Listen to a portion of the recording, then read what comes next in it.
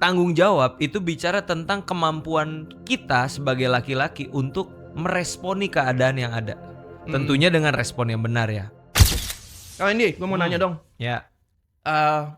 Belakangan ini kan banyak laki-laki dan perempuan yang punya kayak apa ya, sebuah hubungan pacaran yang dimana mereka itu sudah mungkin sudah sampai having sex, tapi tanpa disadari si perempuan itu sudah hamil di luar nikah.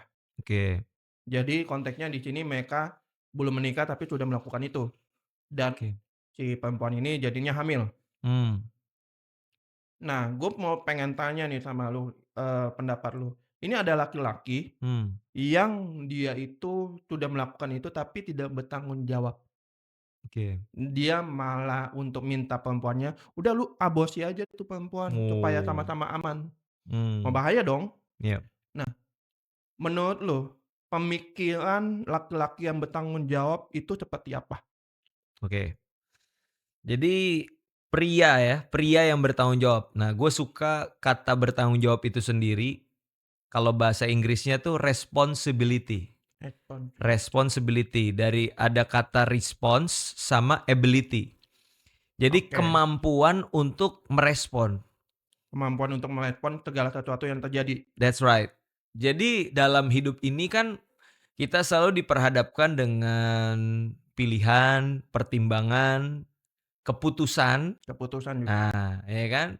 Dan dari pertimbangan keputusan itu kita akan dibawa kepada suatu situasi, keadaan. Hasil dari keputusan tersebut.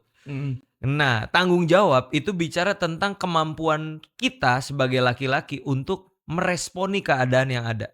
Tentunya dengan respon yang benar ya.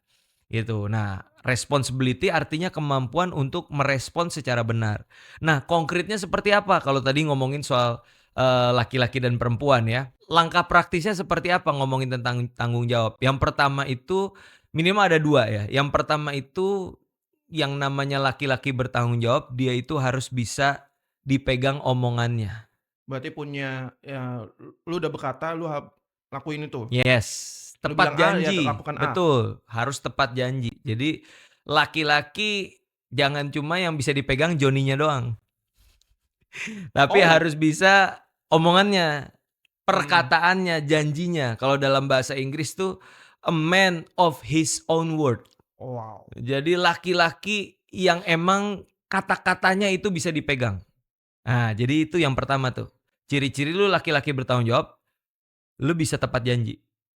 Yang kedua, laki-laki yang bertanggung jawab itu adalah laki-laki yang gak lari dari masalah. Oke, kalau ada masalah hadapin. Karena ya balik lagi tadi kan, tiap keputusan yang kita ambil itu ada resiko dan konsekuensi yang mengikuti. Lu mesti pikirin dulu nih sebagai laki-laki, kalau gua ambil jalan A, berarti konsekuensinya ada B sama C.